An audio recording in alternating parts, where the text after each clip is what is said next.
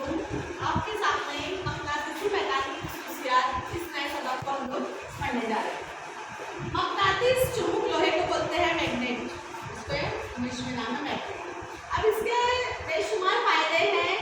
अगर मकनातीस ना हो तो हमको अपनी सुबह और शाम जो होती है उसका हम लोग सही से तयन ना कर पाए।